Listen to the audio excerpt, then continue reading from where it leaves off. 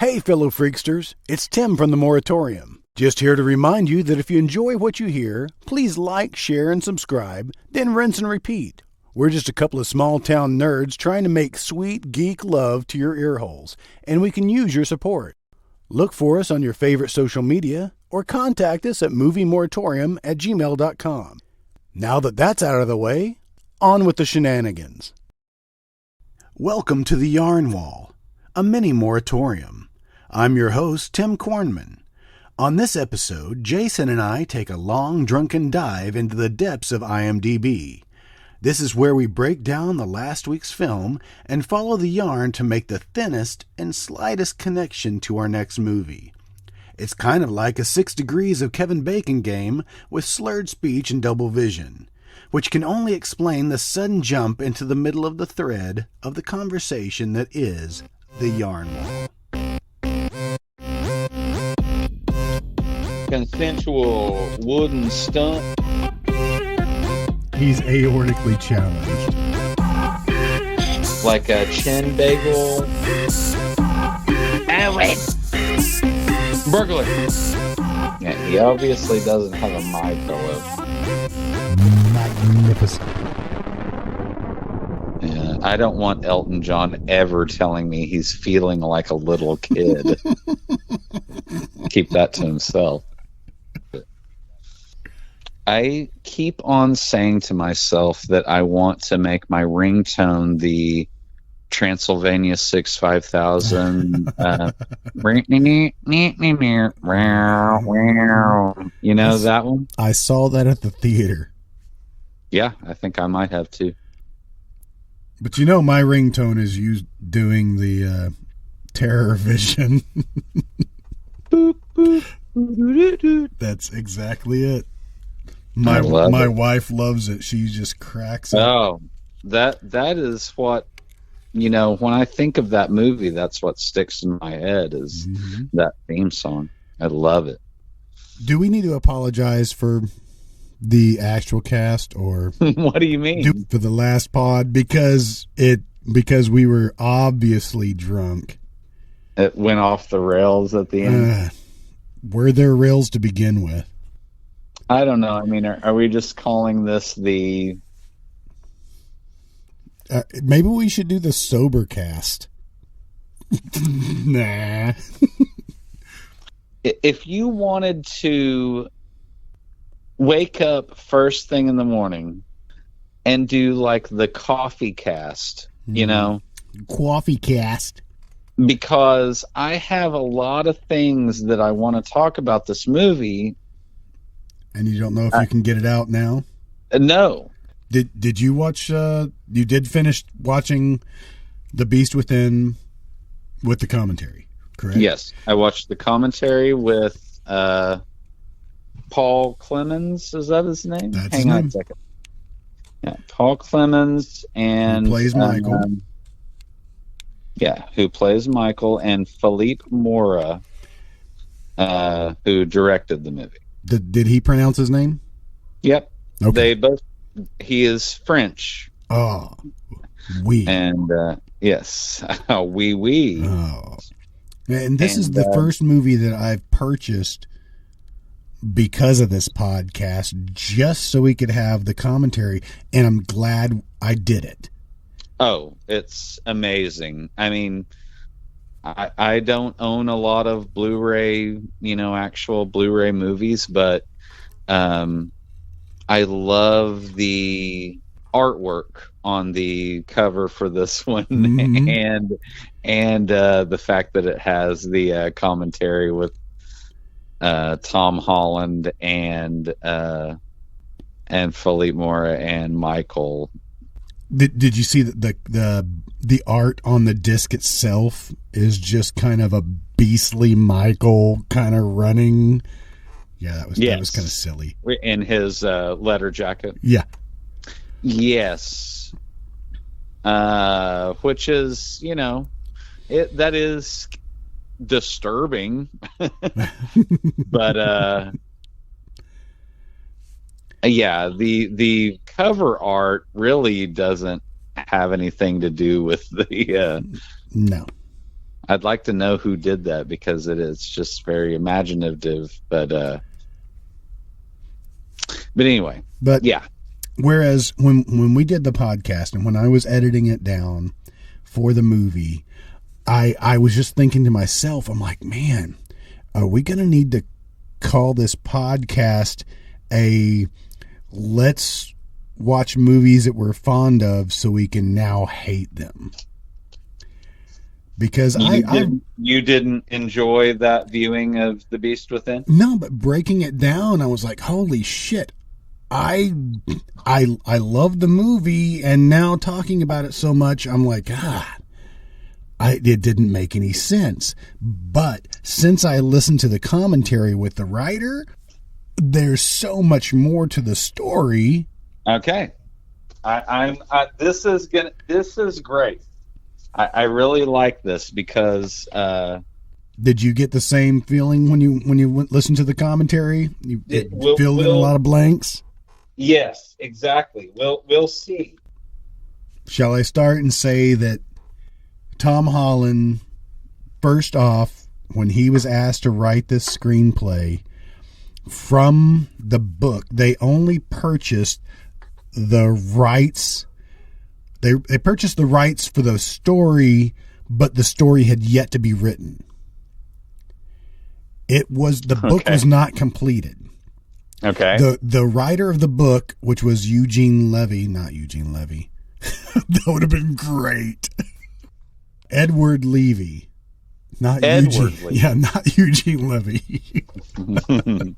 Edward Levy was writing the book. Was this the origin for Splash? That would have been awesome. So Edward Levy was writing the book. He was going through a divorce, so he hadn't finished the book. Mm-hmm. They were pressed to make the movie, so Tom Holland, just without any real knowledge of what the book was about, other than the title, wrote the screenplay. Okay. So originally, his idea from The Beast Within came with like a transformation. That's what he had in his mind the entire time. It was a transformation. And he was kind of going with, butterflies, from like a caterpillar to a butterfly. Okay. Bugs. Yes, exactly. That's where he was headed. Okay. Obviously, Michael did not turn into a butterfly. No. Maybe that's in the sequel. That would have been much better than what happened.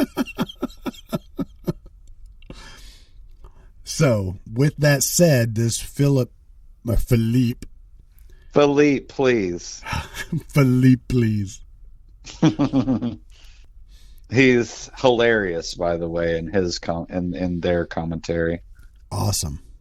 And obviously, they're like close, and like they've done several movies together. And I looked up a couple of them, and I have not watched them. But yeah, Paul Clemens and Philippe Mora. Really? Yeah. There's one called Continuity that's on.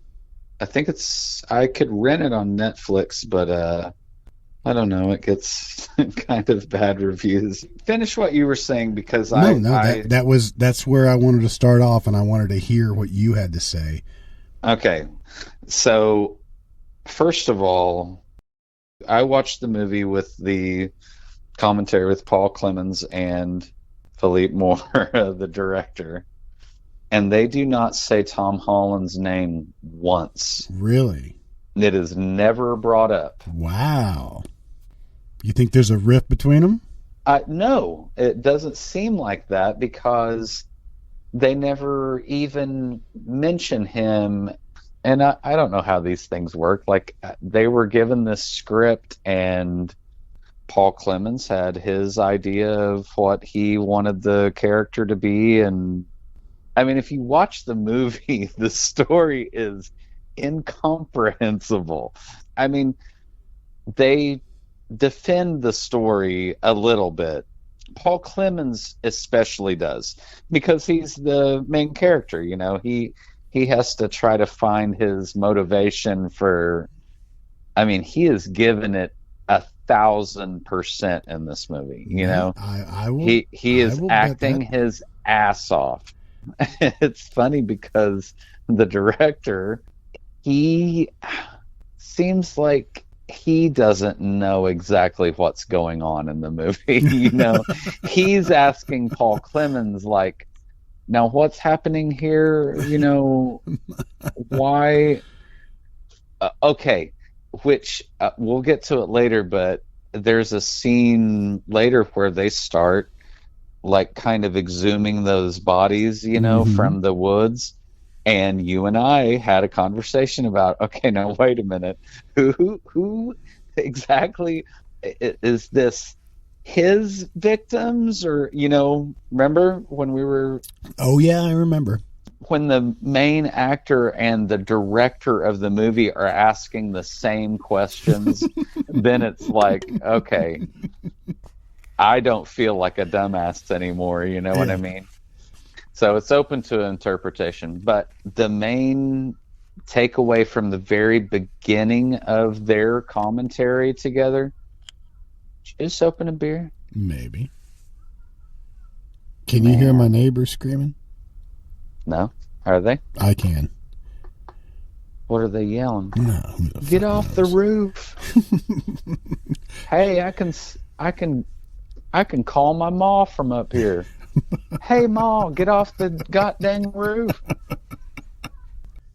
Well, okay, so back to this, because Tom Holland had a whole different take on this. Now, maybe he wasn't present during the filming, and maybe that's apparent in his commentary, because he... Oh, my God. I'm so excited about this. Seems like it is two completely different... And you know, I knew that he wrote it, and I was waiting for them to say literally anything about him, even just bring up his name. But it was all like, well, we were handed this script, and, you know. All right, so what do you know Tom Holland from? I know he did Fright Night. Yes, he did Fright Night. Which is one of my absolute favorite movies of all time. I don't think I knew that either. You know, he's got several directing credits under his name. He directed Fright Night. That was his first directorial. That was his directorial debut. And he directed Child's Play, which I believe he also wrote. And not to be confused with Spider-Man. Tom Holland, the director, is on Twitter a lot, just saying, yes, we did not. I am not Spider-Man. But this guy, he's pretty old. I mean, Tom Holland was born in 1943, still active, still filming. Okay, so hang on a second. I guess I have just not really dug into his IMDb. My mind is blown. He wrote Cloak and Dagger. Wait a minute. Holy shit. He wrote the screen story and the screenplay? Wow. Okay. And how many times we have to bring up Cloak and Dagger? Turn off the podcast.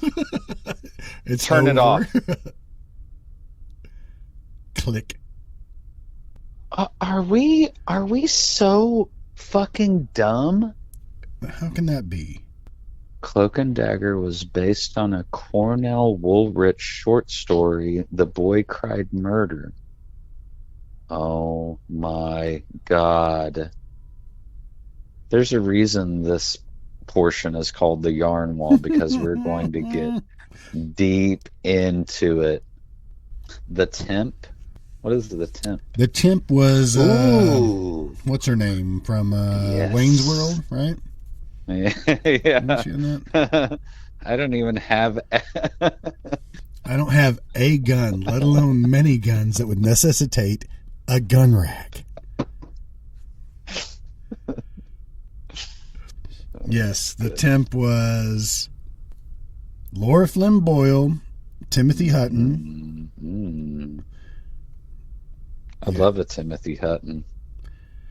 See, which also takes you back to the fact that Tom Holland No, I'm sorry. He did Thinner. He didn't do the dark half. Thinner. Okay. But he wrote Psycho 2. Did he direct? I don't know. I'm still under. He also acted in it. He was Deputy Norris in Psycho 2. Okay, did not direct? No, it doesn't look like he directed it. Psycho 2, I was going to mention this because there's a little similarity between Psycho 2 and The Beast Within. Because in Psycho 2, that Norman Bates dumped his bodies in the marsh, in the freaking pond, right? In the little lake area. So it's kind of like the same. They were digging up bodies around the same area. I just think it was kind of interesting. Yeah, it is interesting. And I do like Psycho 2. I enjoyed it. I like Meg Tilly, Robert Loggia playing her dad, right? Such a crush on her. Robert Loggia? Was he the dad? No, you're right. I don't know. He was the dad in that orange juice commercial. Hey, Billy. You know how God, I do love Robert Loggia, and I guess I didn't realize he was dead. He died in 2015. No. Really? And Ruth Buzzy's still alive? Come on. Yeah, weird.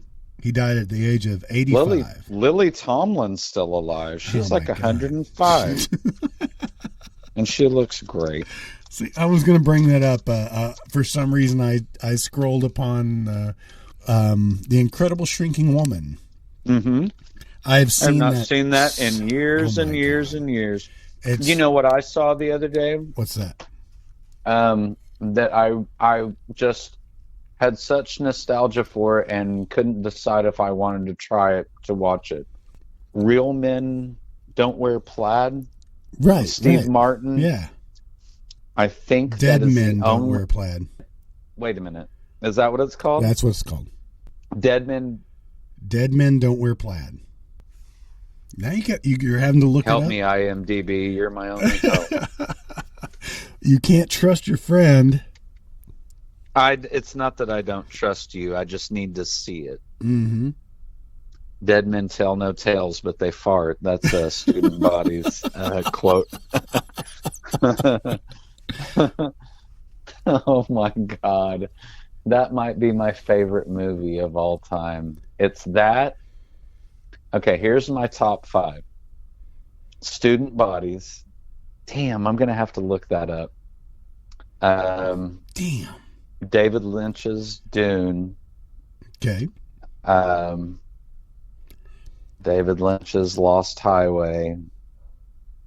Really? And The Burbs. That's your top 5. Did I say 5 of them? No. Was that 4? And Assault on Precinct 13, I think, is my.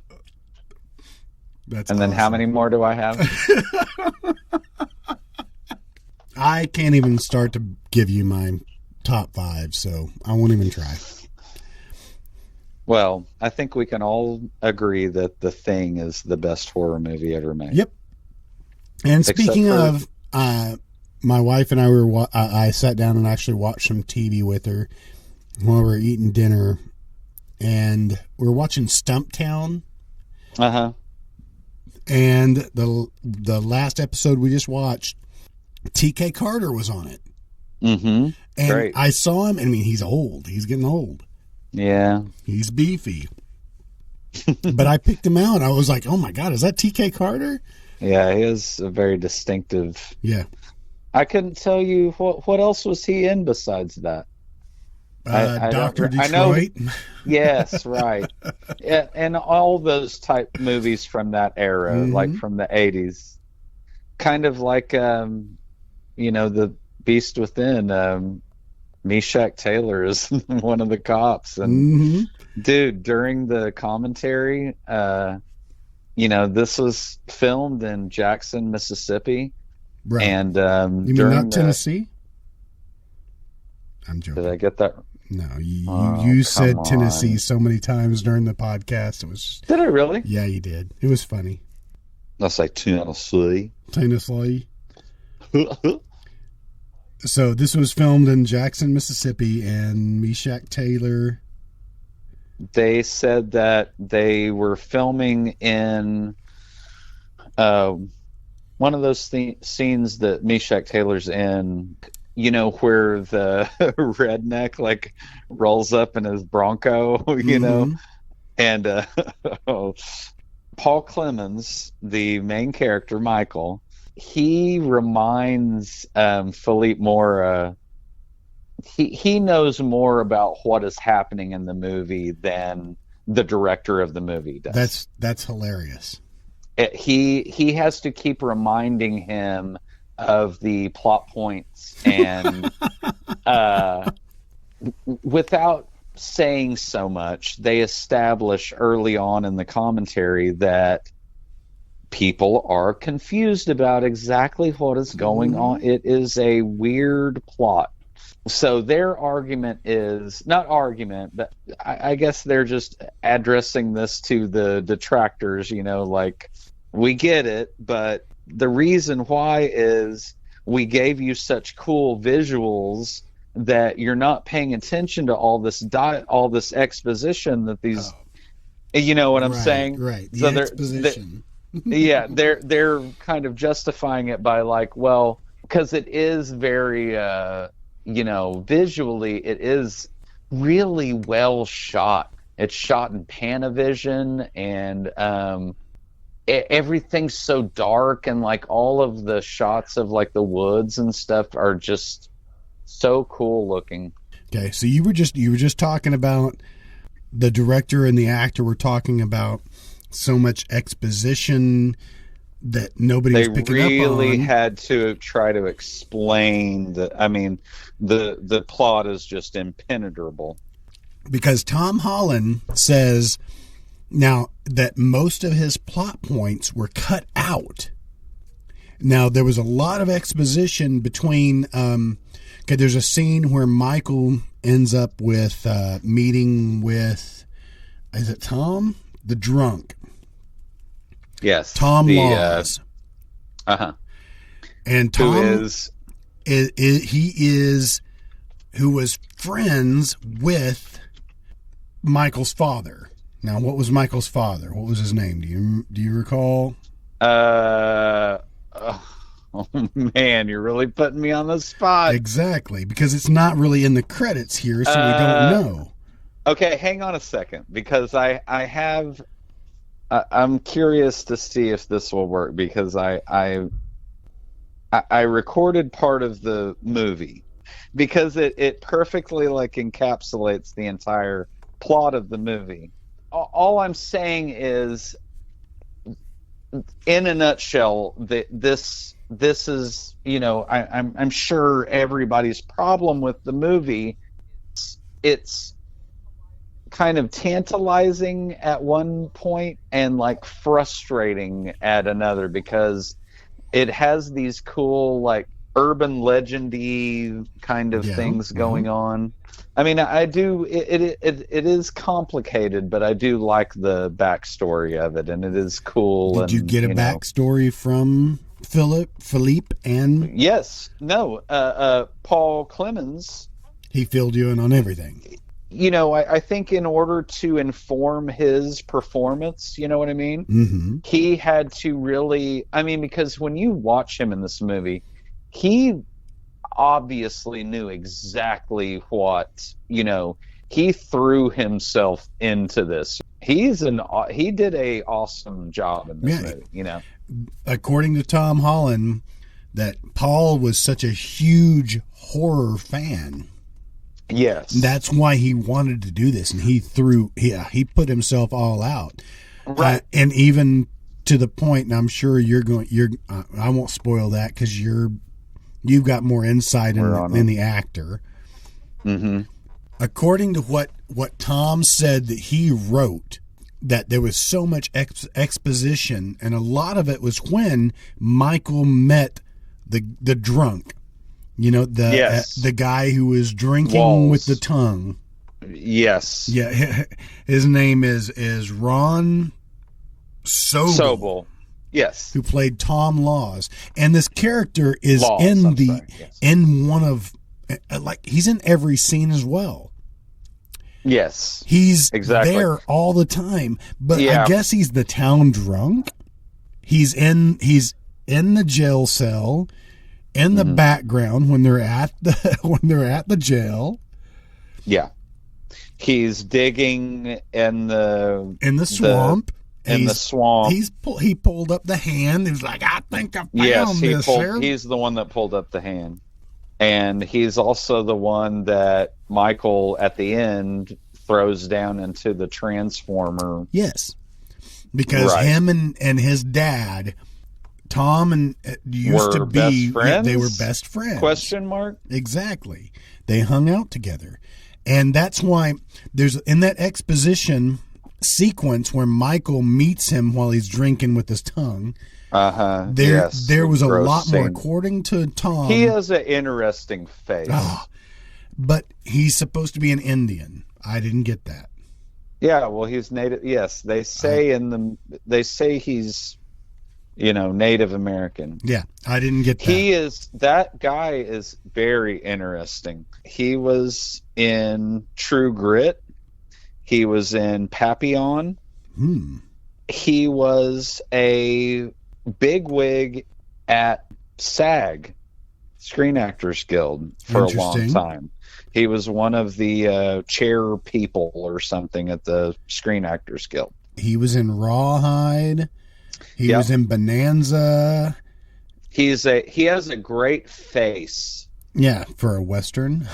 Yeah. I'm looking at a picture of Joe Kidd with John Saxon with a big old stash. And Ron Sobel's in the background looking, he was just, he's got a poncho and a hat, and he's just gonna fit right in there. Yeah. Yep. So I didn't realize Clint Eastwood was Joe Kidd. I've never heard of this. You never seen Joe Kidd? No, I've never seen Joe Kidd. Robert Duvall, John Saxon. Man, if that's John Saxon, I'm dead. Dick Van Patten. Oh, okay. So, but there was a lot of, according to Tom Holland, there was a lot of exposition that was cut out from that scene because Michael is talking to Tom, the character Tom, the Indian, drinking the beer, and Tom kind of looks back and is like, "Hey, what was Michael's father's name? Why can't?" There's not a credit for it, so it's not helping me by looking it up. I know, exactly, because he's a he's the monster in the woods at the very beginning. And that's what Paul Clemens tries to make very clear. He understands the plot better than anybody else that was in the movie or that wrote it or directed it. And it is that he is, without playing this file, which we might, maybe through the magic of editing, you might be able to put, because I do have a really great, Paul Clemens basically lays out the entire plot of the movie in a very succinct 10-second, paragraph. He just sums it all up. Awesome. But anyway, hear it. But I know exactly. But I have it on voice recorder on my phone, but it won't play while I'm talking to you. So how are you going to get it to me? Maybe through the magic of editing. He's like Billy Keith Connors, Richards. my biological father, absorbed this Native American magic, and using it, he transformed himself bit by bit into this creature and became strong enough to break these chains and get out of his prison. Now, you learn all this later in the movie. Is that when he first contacted United Artists? You get all that? And Does that make any more sense than... That's what I came to... it took me 2 or 3 watchings of the movie to figure that out. totally lost what I was going to say. Billy Connors. Yeah, Billy Connors is Michael's biological father. Correct. Ronnie Cox is his stepdad. Right. So in that scene where Michael is talking, Paul Clemens is talking to Tom. He kind of trails off a little bit and is like, Billy, is that you? And the way that Tom Collins, I'm just thinking about drinking now. The way that Tom Holland describes it is that this is kind of a mix between a monster movie and a possession movie. Yes, exactly. But where in that did you get that in the movie itself? Of course. From the moment that Philippe Mora and Paul Clemens start talking in the commentary, they are trying to explain the plot. It's so funny because I think that everyone is on the same page. Everyone loves this movie for the visuals, for the horror, the special effects and stuff. Also, at the same time, they have a lot of questions about the plot because it is a convoluted, but I guess what I'm trying to say is the point that they bring up is that the plot really kind of falls by the wayside, It's like a means to an end a little bit, know? And when you're watching a horror movie, especially something like this where it's basically like kind of a slasher movie, Mm-hmm. And I don't know where this falls in, like, Friday the 13th and stuff like that. Same era, but I don't know which came first. But actually, according to Tom Holland, this was filmed in 1979. Oh, wow. Okay. I think IMDb says around 80, 81, but I guess it was released in 82. Interesting. Well, but that's where, and they say, I think you mentioned this before in the podcast, is that this is one of the first films that they used the air bladders, the pneumatics. Yes. Uh-huh. Yes. Yep, and they're very proud of that too. They are very. Well, no, I'm just saying. But Tom Holland, he says that Philippe Mora, he stayed on those shots too long. He enjoyed it too much, and and he said he was almost giddy about using these effects. Uh-huh. And they became more interesting. Comical. No, I that's very interesting because in the commentary with the actor and the director, the coolest scene in the movie is where he is all bladder-faced.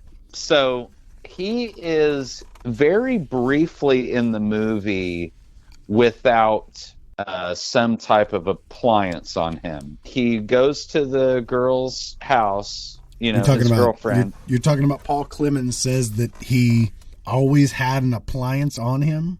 Yes, like a KitchenAid blender or a right. Food processor. What are you trying to get me to say? So you said when he goes to see the girl. Both he and the director have nothing but nice things to say about the special effects person.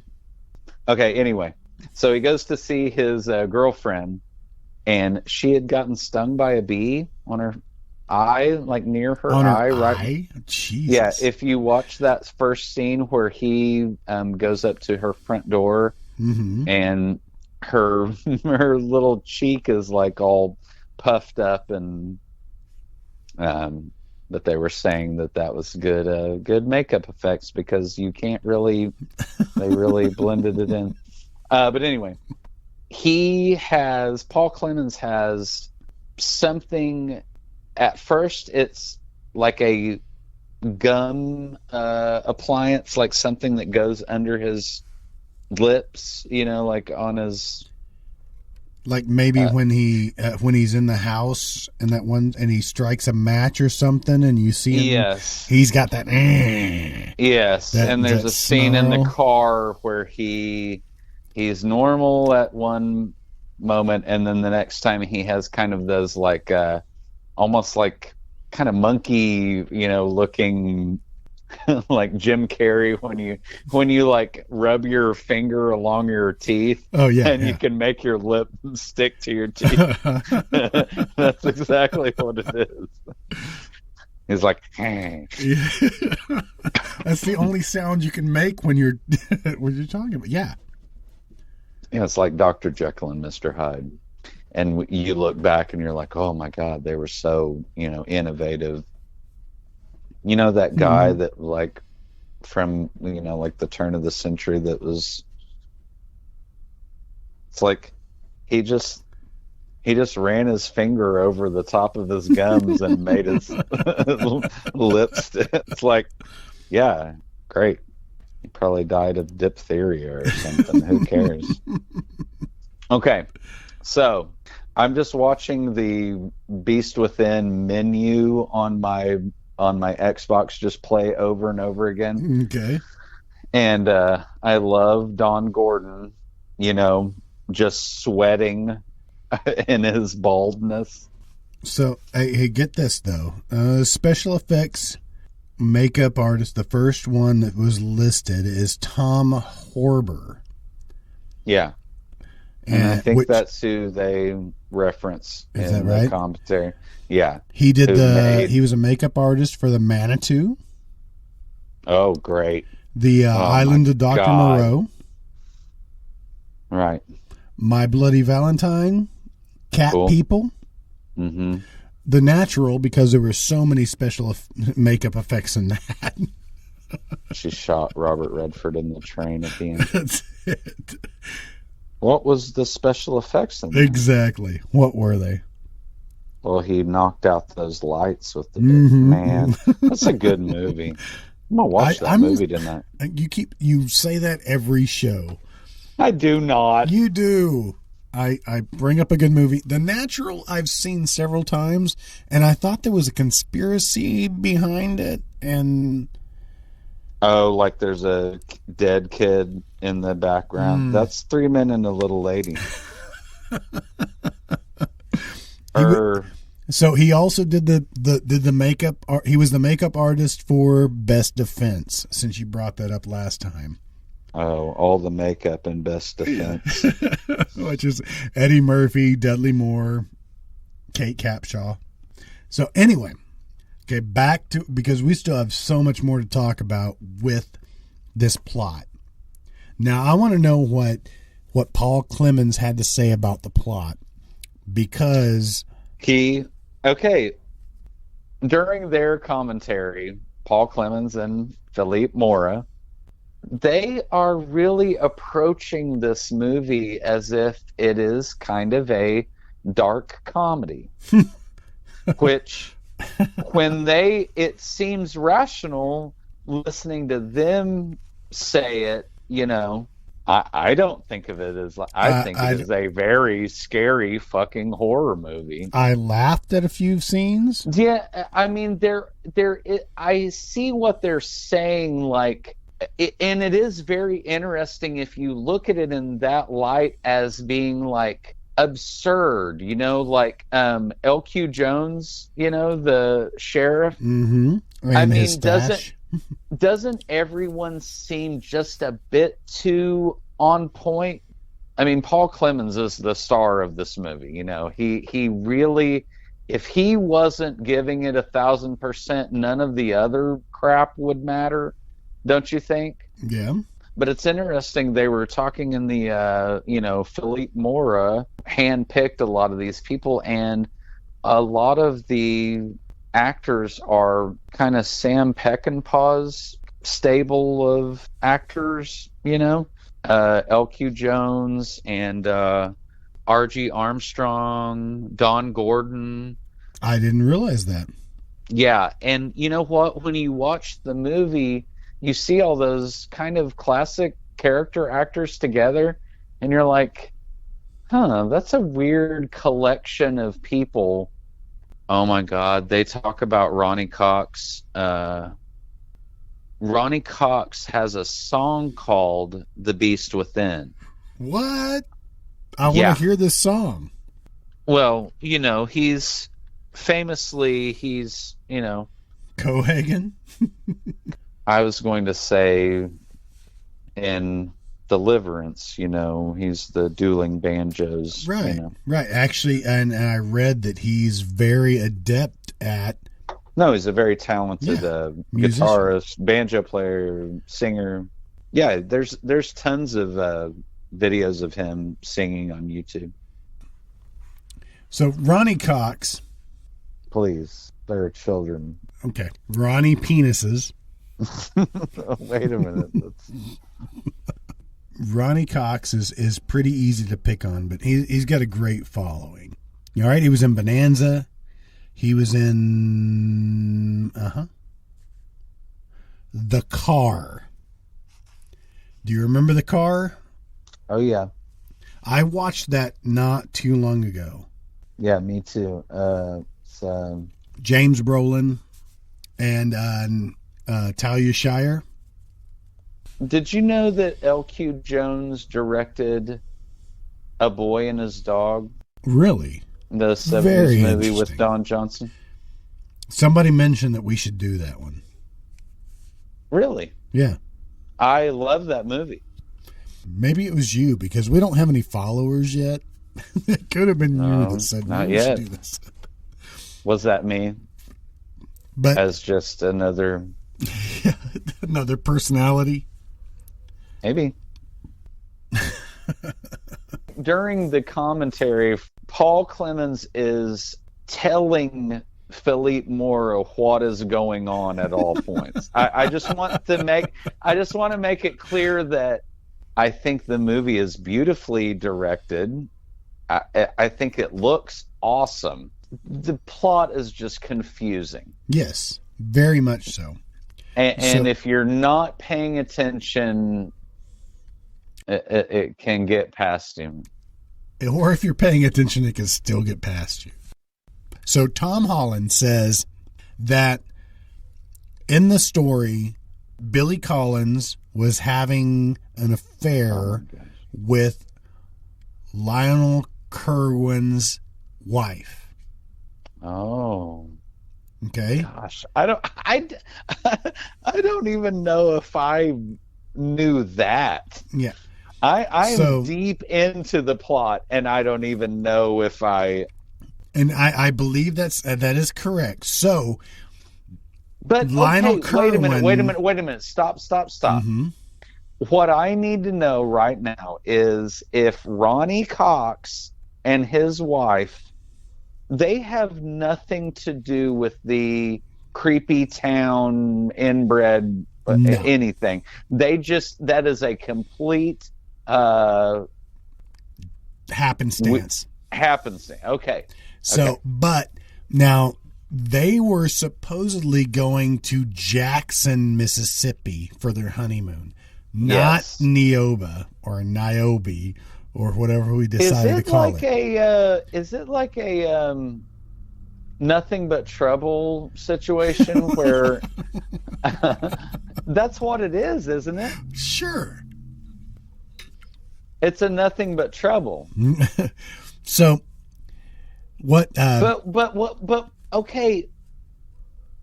Let me tell you what Tom Holland says here. Okay, because I need some help. Okay. Tom Holland said, so we, and I believe all this to be true, is that Lionel Kerwin found Billy Collins having sex with his wife. So he locked Billy Connors,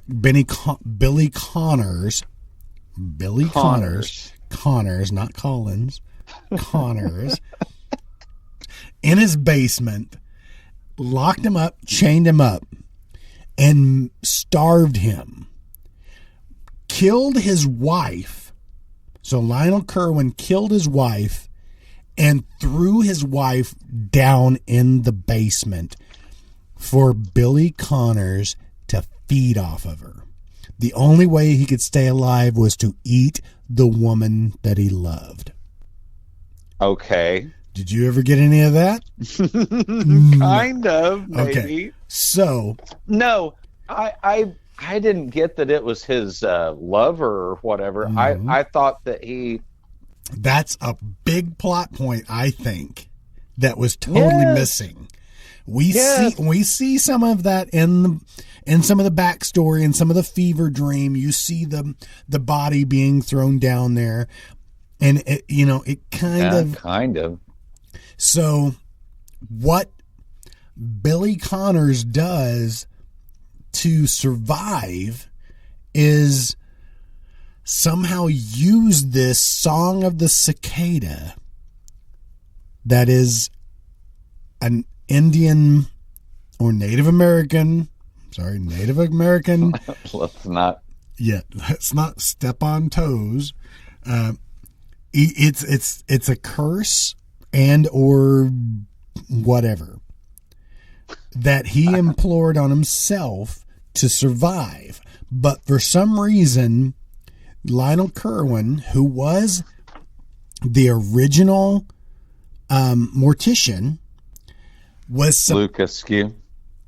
Well, no, Lucas Skew was the other one. New mortician. Exactly. So he didn't have anything really to do.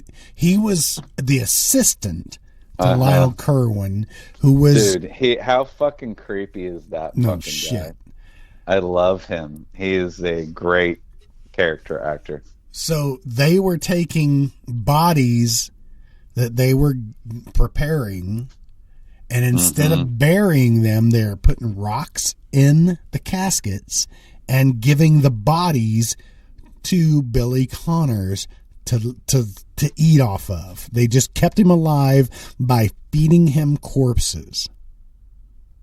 That is not easily apparent in the film. No, it isn't. I mean, I am watching this movie for the fucking 15th time, and that's news to you. You explaining it to me right now is my mind is shattered. I have been waiting days to share this information with you. That's great. I'm glad that we can. All I can see is LQ Jones' pitted face just nodding at me. Well, go to sleep then. It makes me want to purchase the Blu-ray on every movie that we cover, just to try to get more information, because this was valuable information. Yeah. I looked up, Paul Clemens and Philip Mora have made 3 or 4 other films together. That's pretty cool. There's one called Continuity that's on Amazon, and it was $3. So I didn't buy it yet, but it is you've got to read the description for it. It is. It's bizarre.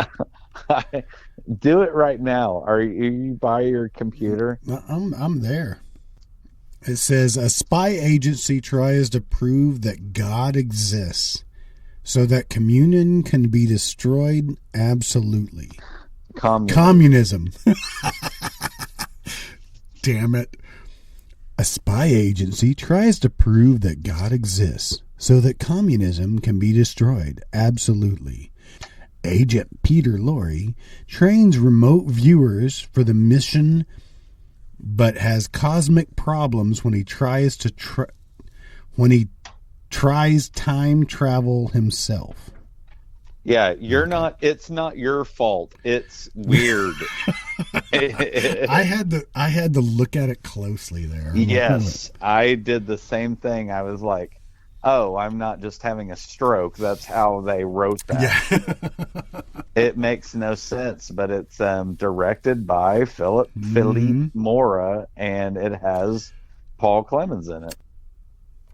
Yeah. So get this, though. Okay. According to Tom Holland, he talked about Tom. Now, Tom the drunk Native American who was best friends with Michael's father. Damn it. And why can't I remember? Billy Connors. God damn it. Billy. He was friends with Billy Connors.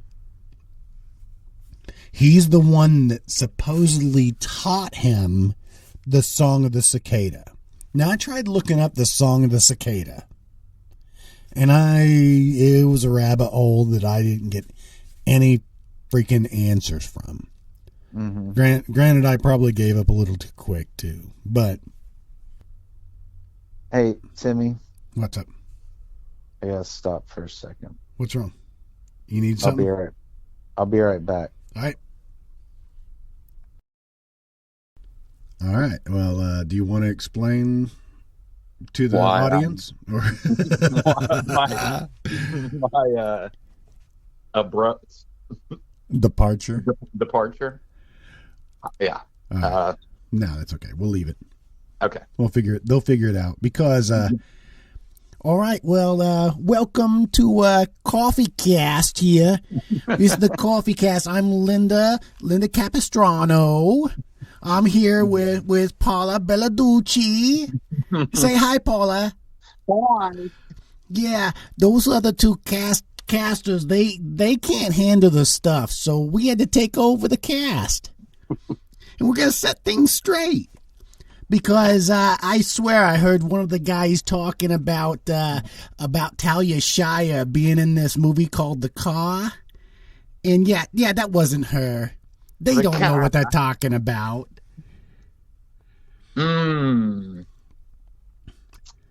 So you want to do the entire cast like that? We can. It's kind of fun. No. Okay. No. I wanted to throw you off. I thought if I just answered the phone like that and just turned into an old Jewish woman. That's it. I'm Linda Capistrano. She's a professional a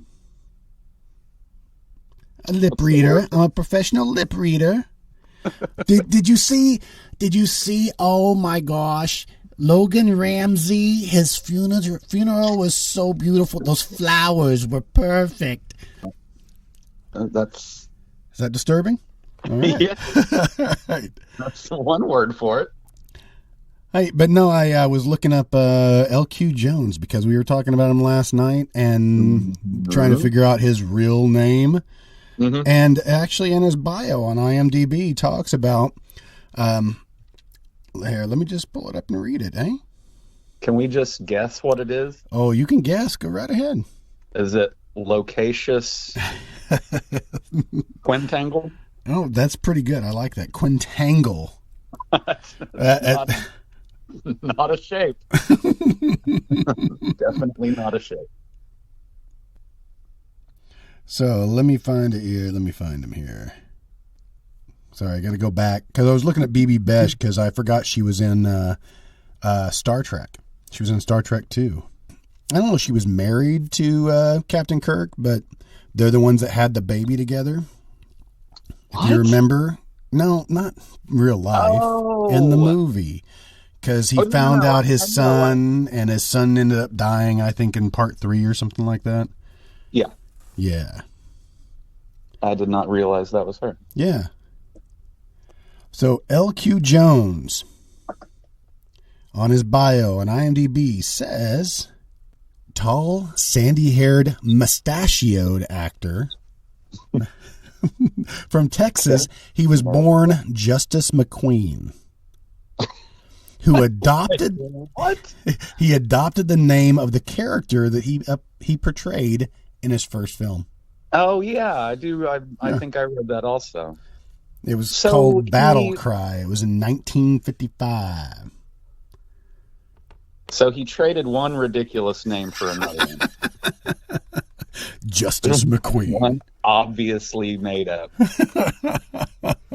Huh, that's strange. And he is like 93. He's still alive? He's still alive. my God. Yeah, he seemed old when he was young. Yeah, he's probably dust. Yeah. Dust with a pulse right now. He's just a big face crag. Henriksen.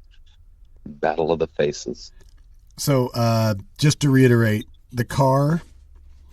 Yes. Yeah, that was not Talia Shire. That was Kathleen Lloyd. Kathleen Lloyd. Okay. I don't know why I thought that was Talia Shire.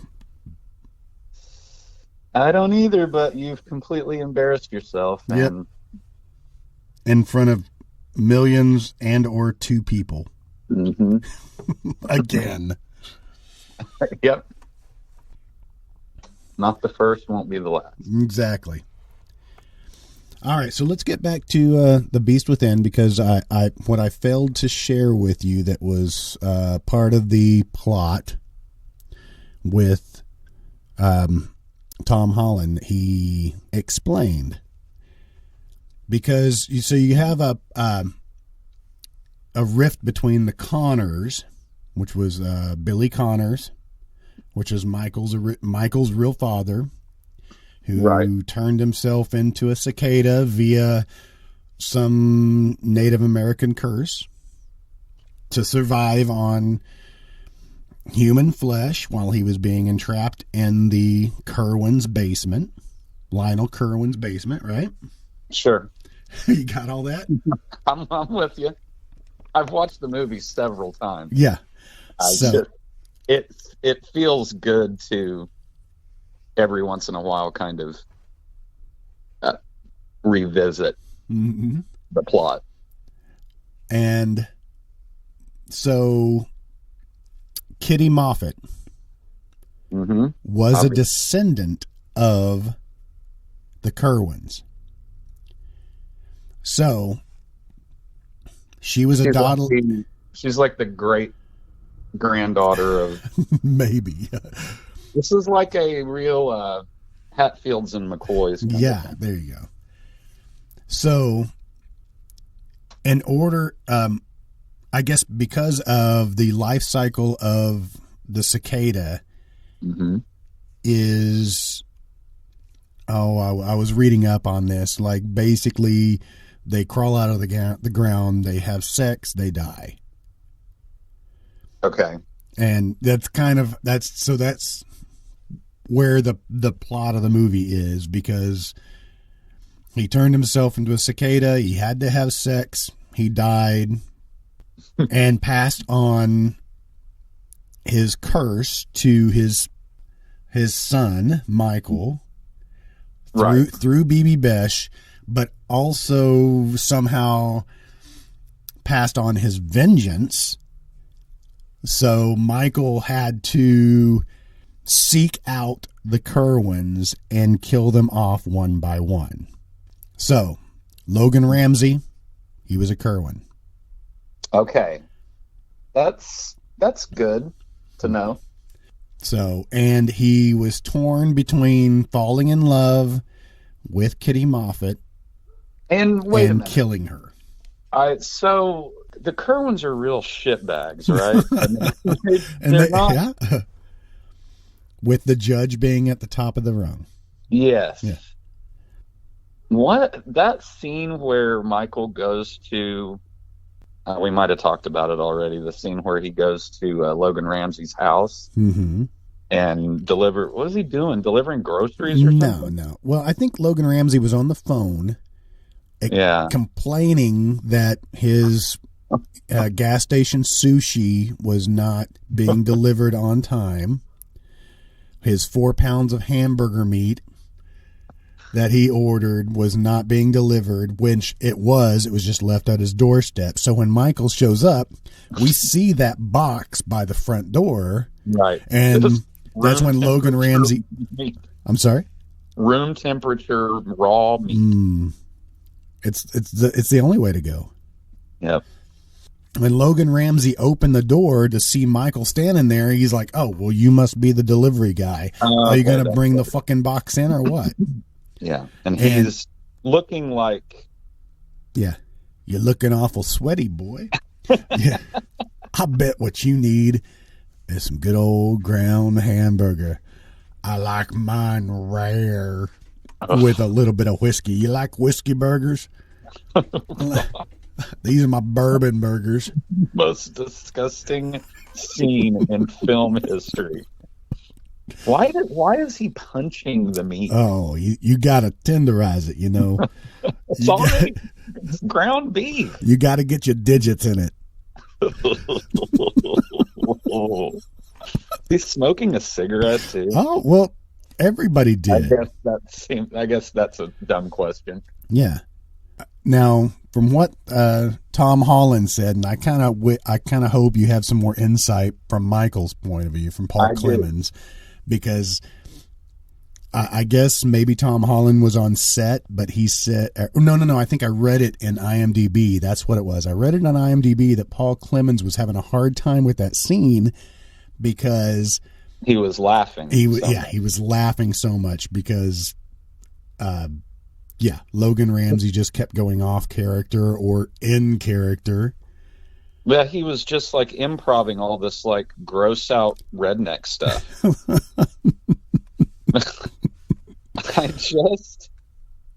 But that's something in their commentary that was interesting was that, and I might have mentioned this last night, but they were really looking at the film as like a dark comedy that just happened to have really disgusting special effects in it.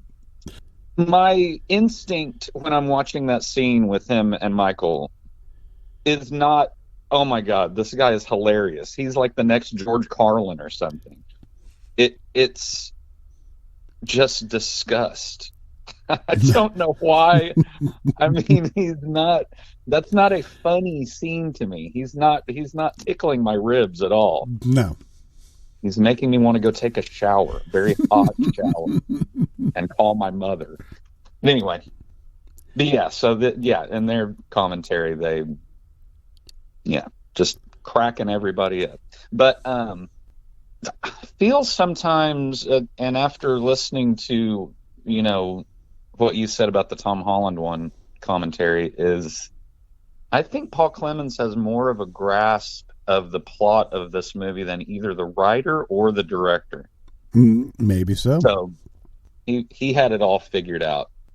Well, it's a complicated plot that really it needed some exposition. Yeah. Because everything that we covered and everything that we've talked about because of the commentary gave a whole new idea to the story. Yes. It really did. Yes, it clarified a lot of stuff for me. And will forever be haunted by the sight of hamburger meat being squished between Logan Ramsey's toes. Can you imagine, like, Rodney Dangerfield in Natural Born Killers and Logan Ramsey just, like, hanging out in their wife beaters and just smoking cigarettes and drinking cheap scotch? It could have been the same character. That's the real beast within. Beast with two backs. Yeah. Okay, so where are we at? So now I think we've covered everything we need to know about the Beast Within. Yeah. I really do. I mean, I still enjoy the movie. Yeah. And I will. Well, it's gross. It's disgusting. I can't imagine the stuff that they cut out. You know what I mean? The director stressed that a few times in their commentary that, he was constantly like the scene where Don Gordon gets his head pulled off in the cell. That thing was heavily cut up, that it was much longer. They said that it showed after he got the head popped off, it showed that stupid little bow tie fall into the toilet. And I was like, oh, I would have liked to have seen that. Yeah, actually, that was in some of the information in IMDb's trivia. Said that had to be cut out because it was deemed too graphic. I guess because it was blood on the toilet, and yeah. You can show someone being decapitated. You can't show a toilet. MPAA is strange. Mm-hmm. So here we go. So Tom Holland wrote the script, which was completely original with the insistence of the producer Harvey Bernhard, who bought the rights to the novel by Edward Levy. Levy was preoccupied with a pending divorce that actually prevented him from actually writing his novel, and Bernhard's solution was for Holland to write a script featuring the transformation scene turning into a beast. The novel probably has nothing to do with the movie. Right. So, yeah, I guess I didn't realize that Tom Holland adapted it basically from. There we go. For the beheading of Judge Kerwin, director Philip Moore shot a cutaway of the judge's bow tie flipping into the toilet and the bowl being spurted with blood. But the MPAA found this footage more appalling than the decapitation itself. I guess I'd like to see that. I'd like to see like a director's cut of this movie. I can't imagine how crazy it would get. Now, I don't know if they mention if Paul Clemens mentioned this, but this was in IMDb and I thought it was funny. During the final rape scene, no, I'm sorry, I guess that's not funny. During the final rape scene, Michael was actually in the monster suit. Did they mention that? Yes. That he wanted to be in the suit. Right. And the beginning of the movie is a flashback, basically. And when you see his father, in his katydid outfit. Those monster cicada calves. Yes. Yeah. That's a stuntman. Okay. And it's the same stuntman that does that cool, when he jumps out of it, is it her window, his girlfriend's window? He jumps out and breaks the railing and like a spaz. That's the same stuntman that does that too. Okay. But then later on, that is him in the big suit. That's even him. He's in that thing when it looks like his head is going to explode. Like they're just pumping, like somebody's got a. Oh, so he was still wearing a mask and they were just inflating his head? Wow. Yes. Like, God. He's really committed to. I guess so. What it says here, in the monster suit, Paul Clemens was unable to hear Philippe Mora's direction, so Mora put a hand on Clemens's butt to instruct him to thrust. Yeah.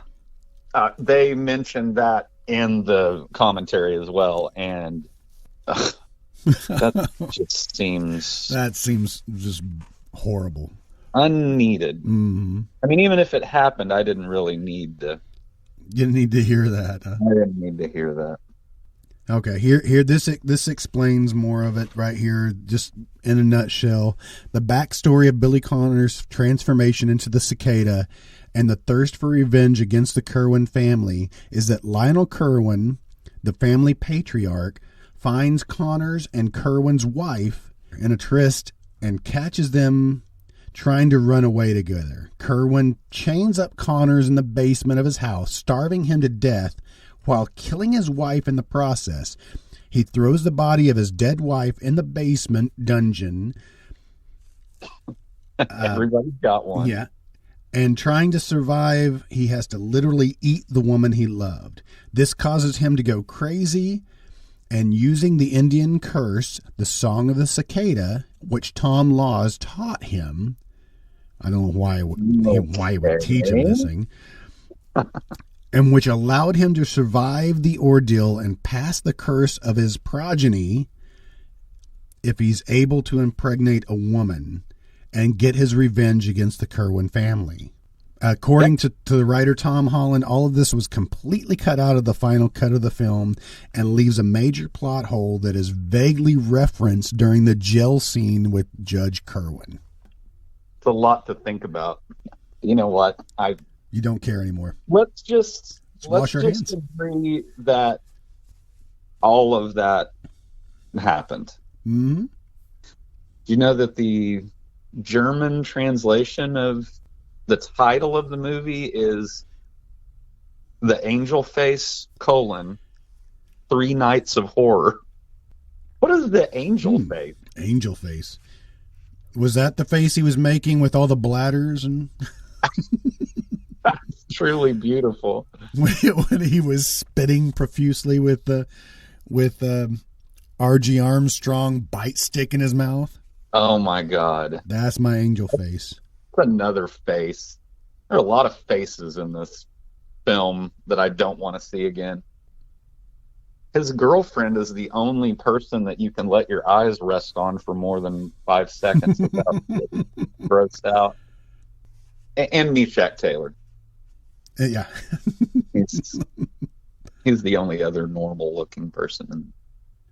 So there's plenty of good reviews and plenty of bad reviews. Can't believe there would be a bad review. Mm-hmm. There's always going to be bad reviews because it's easier to be negative on something. I guess. Not that this was a beautiful, heartwarming hallmark of a film. It does look really good. Yeah, it was well shot. Yeah. And minimal cast. I mean, there was only one shot that actually it kind of looked like a news report, did it not? When there was like a family watching on the side. Other than that, we have no other cast in the entire town, right? There is nobody. Yeah. So back to our cast. We talked about Logan Ramsey. We talked about R.G. Armstrong, who is just in everything. Yes. Catherine Moffat, which is also Kitty Moffat. Catherine Moffat. She's been all over TV. She was in Freddy's Nightmares, Murder, She Wrote, Night Court, Knots Landing. I mean, she made her rounds. She was in Starman, the TV series. If you remember that, when when they thought we could really take Robert Hayes seriously in a film. Did it work? I don't remember ever watching it. I don't either. I forgot it was Robert Hayes too. Mm-hmm. Might have to look that up on YouTube. Oh, I'm sure it was only on for like 2 seasons, it looks like. But she was on Fantasy Island, of course, the A-Team, Chips. She was in one of her first things. She was in the Hardy Boys, Nancy Drew Mysteries back in 1977. Oh, yeah. She followed that up with a TV series called The Oregon Trail. Pretty sure she died of dysentery. Was it a movie based on the popular game? Yes. Yeah. The Oregon Trail, 1842. A widower leaves his Illinois farm and heads west towards Oregon with his 3 children to seek a better life. It only lasted 1 season. Interesting. But so Kitty Moffat, she's still around. Kitty, she wants to go by Catherine Moffat now, I guess. Hunter, Knots Landing. Oh. Perry Mason, Father Dowling Mysteries. There's a lot of people that were attached to Father Dowling Mysteries. Don't know if I... You know what I'm talking about, though, right? Yeah. I just don't know if I don't think I ever watched it. I can't say that I have either. I just know about it. I think maybe because my grandmother had it on TV. But that was, it was on for 3 seasons. Tom Bosley, was he playing a priest? Was it? Whatever. Oh, right. Never mind. I did watch that. My mom watched that. Tom Bosley. But, it was in the same vein, that grandparents would want to watch, right? Do you remember Quincy, Jack Klugman? Oh, for sure. Yeah. My grandmother, she had that on all the time. Yeah. feel like Quincy just played nonstop on like Saturdays during the day. So back to Logan Ramsey and Ann Ramsey. Ann Ramsey died of throat cancer. And she was only in her 50s. I'm going to go back and look at that because that seems kind of odd. Because she's always been old. Yes. Ann Ramsey died at the age of 59. Wow. So, but you were right. Where Logan Ramsey and Ann Ramsey, they kind of looked alike. You said that before. You're like, were they siblings? I for sure thought that I was going to look them up on IMDb and that they were related because they do look so much alike. Mm-hmm. Did you know that Tom Berman, the special effects guy, his IMDb just goes on and on and on, but he created Sloth from the Goonies. Really? And he did Teen Wolf, Howard the Duck, Captain EO, the Disney thing. Wow. Scrooge, which also had... mm-hmm. So you see a connection there with the Ramseys. Yeah. Now if I can just get it to... If I can just trace it back to the next movie that I want to do. Die Hard 2. Oh, you can connect anything to that. Godfather Part 3, Hudson Hawk. You mean Wayne's Godfather Part 3 with Talia Shire? Oh, no. She's back. Now, I looked her up just because I was wrong about that. Talia Shire is Nicolas Cage's aunt. Yes. I didn't know that. Yeah. She's Francis Ford Coppola's sister. Is it his sister? Yep. Yeah, I guess so. So Francis Ford Coppola is Nicolas Cage's uncle? Yeah. Genealogy. It's bringing up the car, because I watched that recently. I don't know why. I enjoyed it. Oh, yeah. They actually made a sequel recently, and I had it queued. I was going to watch it and just talk myself out of it. But Ronnie Cox is in it. It's called The Car, Road to Revenge. But Ronnie Cox has been around for freaking ever. Yeah. How many times has he played a cop, do you know? All the times? I mean... Every time. Yeah. Yes, well, Ronnie Cox was in The Car. So he's reprising his role? Who is the main character in The Car? That's James Brolin. Okay, because I get The Car and the one with... he's in Duel. Right, so that's Dennis Weaver? Dennis Weaver, yes. I get those movies confused sometimes. I think I may have too. That's what made me want to watch The Car.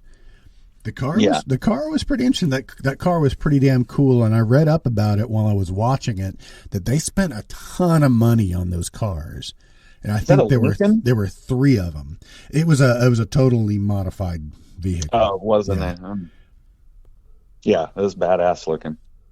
But anyway, so Ronnie Cox has been around for a long, long time. You just want to say his name. Ronnie Cox. Harper Valley PTA. Oh. Yep. He did 2 songs for The Beast Within. Hoyt, how could you? He was in the Last Resort. No, it's a TV series. I thought it was something else. But I think we remember him best as the asshole second in charge of the corporation in RoboCop. OCP? Yeah, OCP. And I forget that Dan O'Herlihy is his boss, Mm-hmm. He's like the CEO. That's hard to say, isn't it? Say that 3 times. I don't want to. O'Herlihy. Dan O'Herlihy. He's also the evil Irish guy in Halloween 3. Oh, but he was in Last Starfighter. Yeah. Oh, yeah, weird. And then the kid in Last Starfighter was one of the orderlies in Halloween 2. We're talking about the Lance Guest. Okay, we already covered this? You're going to love that he was in the Whoopee Boys. Oh, my gosh. I've got to see You want to cover that. I've got to see it again. There was a time in my life when I was like, a new Paul Rodriguez movie? where when's it coming out? Count me in. How do I get it? Got to get my peepers on it. First and only person in line. Yes. Yeah, Dan O'Hurley. He died in 2005. I mean, I've watched The Last Starfighter so many times. I quote it. Theoretically, we should already be dead. You know. Yeah. Good one. Yeah. Or that weird alien chick trying to get him out of the car or whatever, saying "Kitar." Yeah. Yeah. I don't know why that stuck in my head for 30 years. So, RoboCop, you know, it also was the special effects in that were awesome. We love it, but they had to cut so much out of it to get an R rating too, because it was just graphic as hell. Yeah. I mean, it's still, you know. I think when I saw the uncut part, I think it was because they just, when they were just shooting Peter Weller over and over again, blew his hand off. That I remember reading in Fangoria something about that hand shot, that was like a make or break. I mean, I think that the original version of that movie that I watched on VHS, I don't think it had that scene in it. I mean, it had that scene, but it didn't have that shot of his hand exploding. I think that when I finally saw that, it shocked me like I'd never seen anything like it before. Yeah. No, your blood pressure, especially like during the the first Ed 209 scene, it's intense, you know. And that's Rob Bottin that did the special effects for that. Good stuff. Nancy Allen, gotta love Nancy Allen. So damn cute. Yep, with short hair.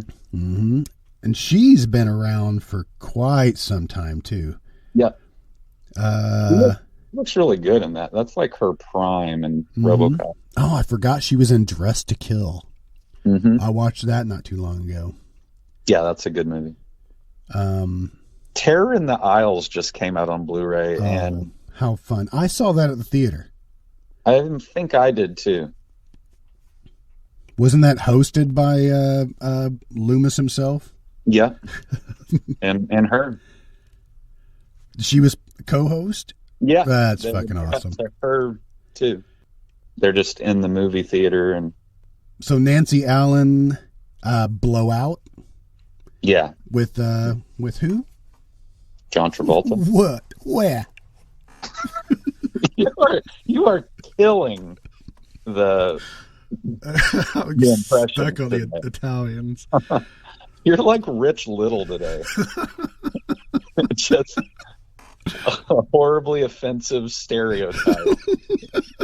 You really excel at those.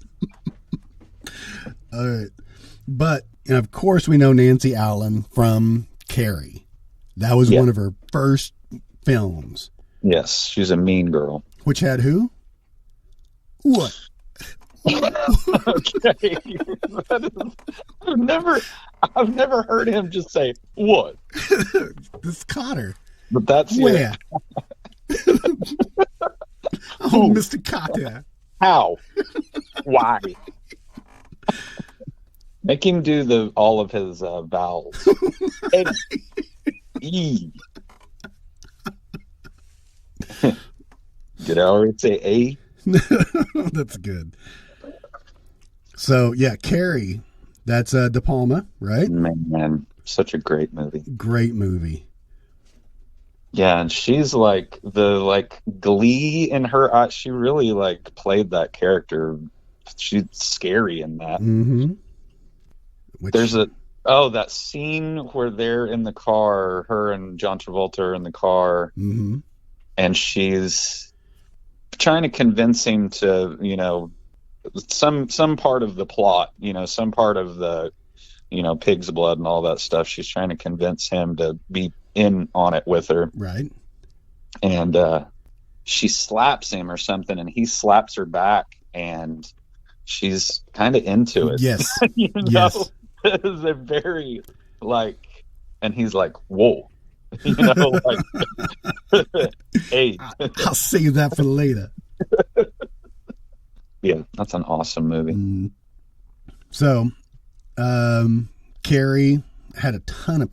I forgot PJ Souls was in that. Mm-hmm. Another mean girl. Of course, you know. Did you get? Yeah, you met William Catt, did you not? No, I don't see him. So. Yeah, I did. I saw him. I didn't. That was at the first Frightmare. Mm-hmm. I think because he was in Mirrors 2 or something. Yeah. Oh, yeah. That's what he was promoting. But funny thing, Sissy Spacek, been around for years.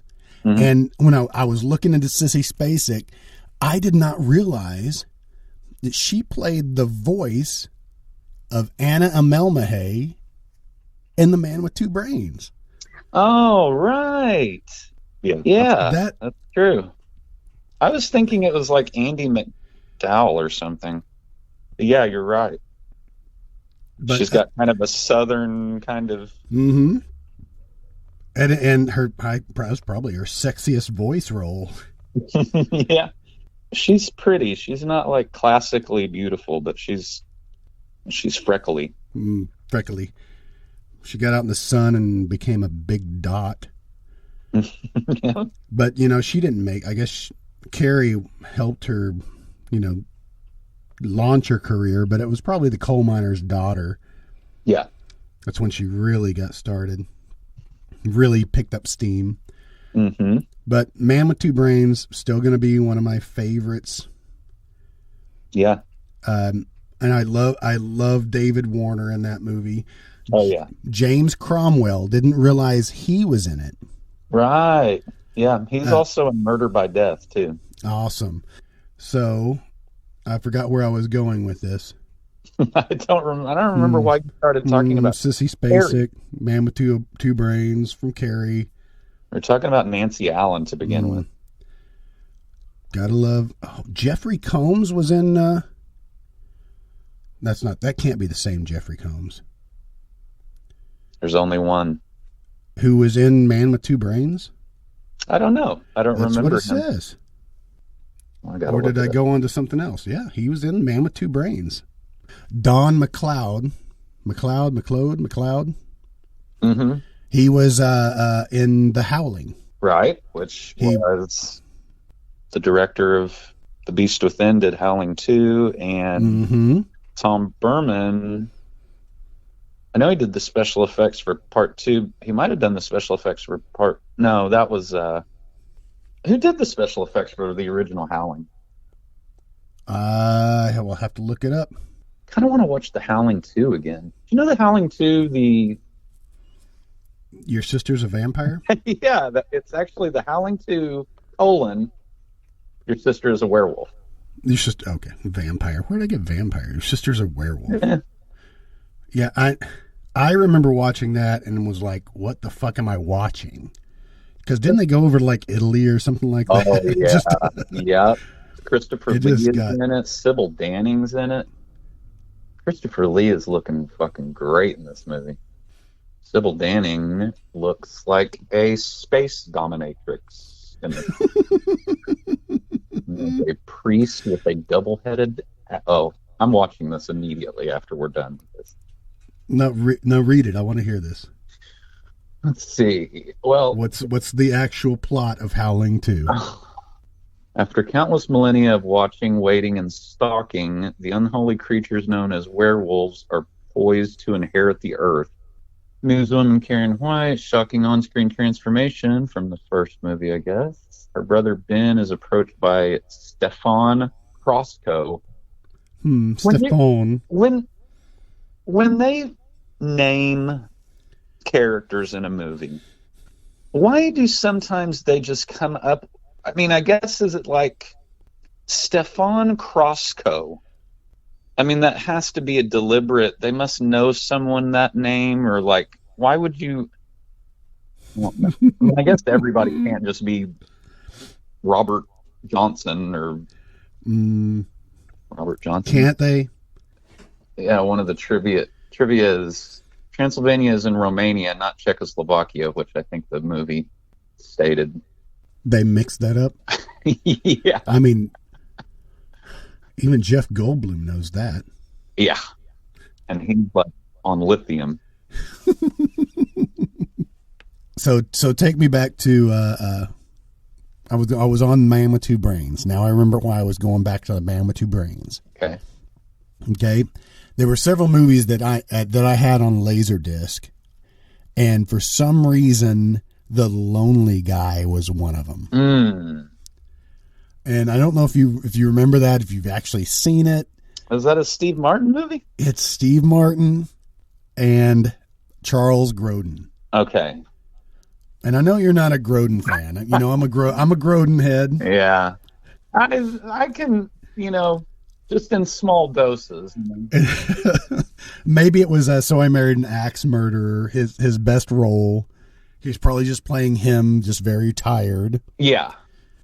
So, interesting enough, Charles Grodin was in The Couch Trip. Now, I don't remember The Couch Trip. I do. I remember watching that on HBO or Cinemax or one of those movies that just always seemed to be on. And see, I don't remember it all. I remember the poster. I've seen the poster too many times. Of course, Dan Aykroyd and Walter Matthau. Did they make a good comedy team? But The Couch Trip had a ton of people in it. Yeah. Including like Ari Gross was in it. Sure. Victoria Jackson. Loved him in House 2. I wasn't joking. I totally forgot about House 2. I forgot he was in it. Yeah. He's like the main guy, isn't he? He is also... No, that's not him. You ever see the movie It Takes Two? I don't know. I don't know what the title refers to because that has nothing to do with the plot, but... It probably means balls. I guess you don't have to have both. Hey, you could have one. Yeah, you can have one. It's still viable. You just kind of lean when you sit down.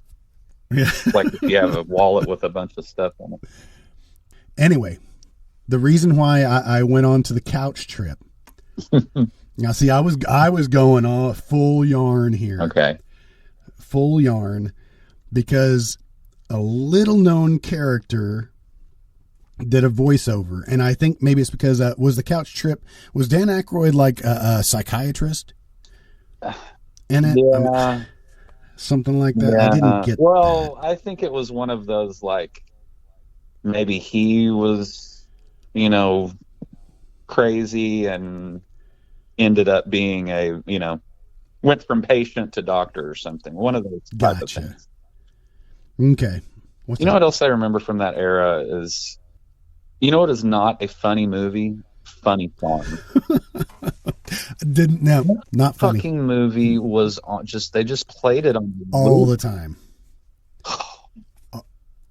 Anyway, sorry, I just had to. But little known character played Yuri. He was a voice-over. Okay. Yuri. Guy by the name of Jerry Belson. All right. Okay. Now this is a thin yarn. This is like paper thin. I don't know why that name kind of gave me a giggle. What's his name again? Jerry Belson. It's a funny name. But he wrote the screenplay for Smokey and the Bandit 2. He was uncredited of a writer for Close Encounters of the Third Kind. So he wrote the screenplay for Always. Okay. If you remember that, but it was just interesting. He was just a guy that we have no idea who he was, who didn't get credited for his writing credits in Close Encounters of the Third Kind. But Jerry Belson was more than just a writer. He was also an actor. He acted in several things. He has 7 acting credits. Okay, maybe it wasn't a lot of things, but what you might know him most as, he was the breather What? in Student Bodies. Really? There's your yarn. I love that. You love it? It was a long trip. Does he have a picture on? No, he does not have a picture on IMDb. I just wanted to see it. But I had a hard time finding any connections to Student Bodies because I know you wanted Student Bodies. Yeah. Hell, you mentioned it twice last night when we were recording the episode. Wow. It sticks with me. It is a extremely silly movie, and Kirk and I used to watch that. We've probably seen it 200 times. Mm-hmm. So that and Night Patrol. I thought you would appreciate me finding your next movie. I don't know. Student Bodies. You're going to have to work backwards. I don't remember how you. What? Exactly. So Joe Belson was the breather in Student Bodies. Jerry. He was in the. Is it Jerry? You're the one telling me. Oh my God. Is it Jerry? It is Jerry Belson. When I say, because Joe Flood was where I was trying to get, because he's the only one that really had any credits in Student Bodies, right? So Jerry Belson, he was the uncredited writer in Close Encounters. That wasn't the thread. Jerry Belson was in The Couch Trip. Okay, the couch trip. Now I feel like I've got solid ground under my feet. Back to The Couch Trip. The Couch Trip has Charles Grodin. Charles Grodin was in The Lonely Guy with Steve Martin. Steve Martin, Man with Two Brains. Sissy Spacek was the voice for Anna Melmahay. Sissy Spacek was in... Now I got to go back and look because I lost the thread. Sissy Spacek was in Carrie. All right. In Carrie, we have Nancy Allen. Nancy Allen was in RoboCop. Ronnie Cox was in RoboCop. There's your three. Whew. It's a long one. I won't say it didn't hurt. Yeah. I mean, we'll never get that time back that we spent exploring that. That time is gone now. We're all a little older. You wanted to branch out from actual horror movies. Well, it's kind of a horror comedy. Yeah. That's like one of the first, I mean, what would you say was the first, horror parody? Because I know, I mean, like now we've got like Scary Movie and Epic Movie and all that, but... I don't know, because Student Bodies was 1981. Yeah. I mean, that has to be, except for maybe like the segments on like Kentucky Fried Movie or something. But yeah, so... We'll have to see. When was Saturday the 14th? Oh, good. 1981. Right. Man. That movie. So it didn't take long for us to get into slasher movies and then have to parody slasher movies. Yeah. What year did Halloween come out?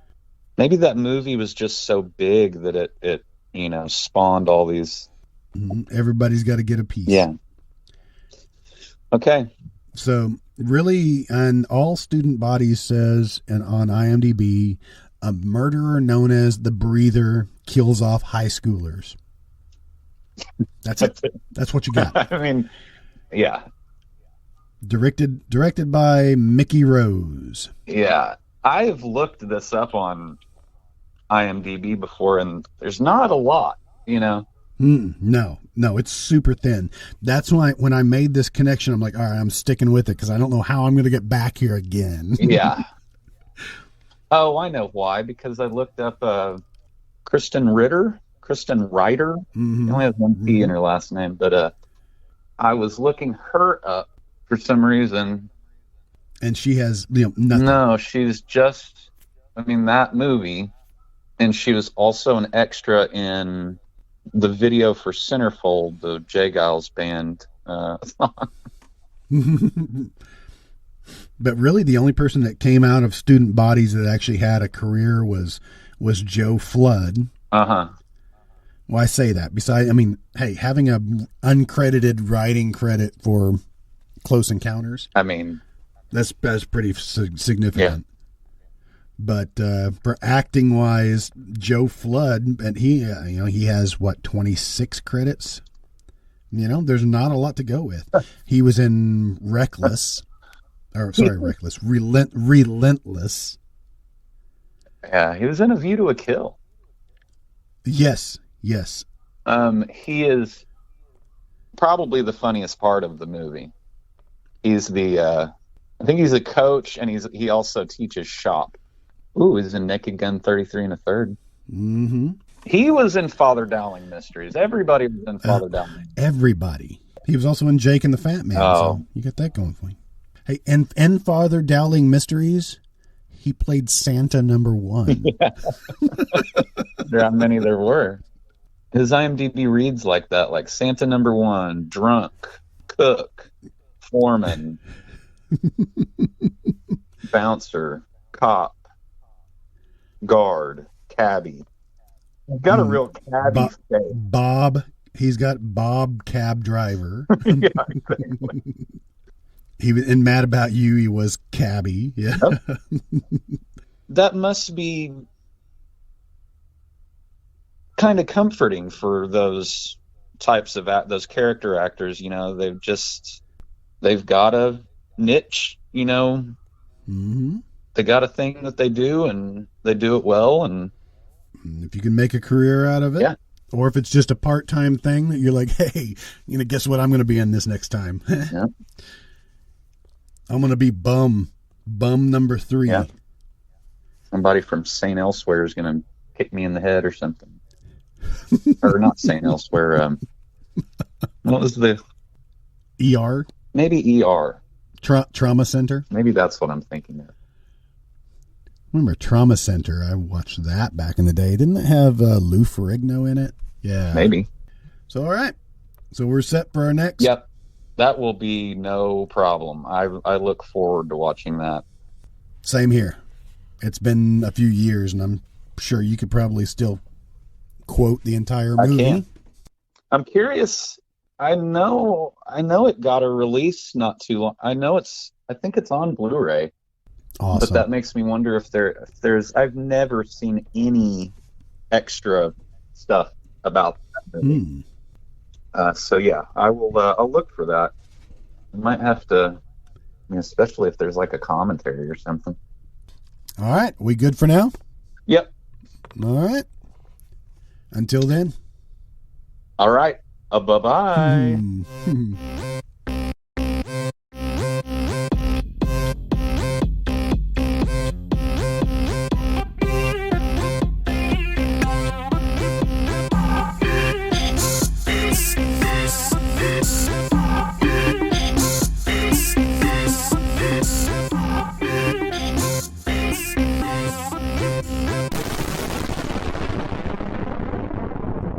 You've been listening to The Yarn Wall, a mini moratorium, an MT Cornfield production. Tune in next week for the 1981 cult classic slasher parody, Student Bodies.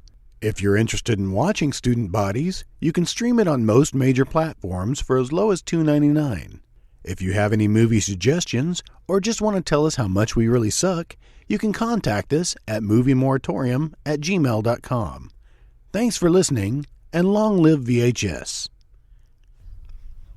Click. Did you hang up or did you just say click?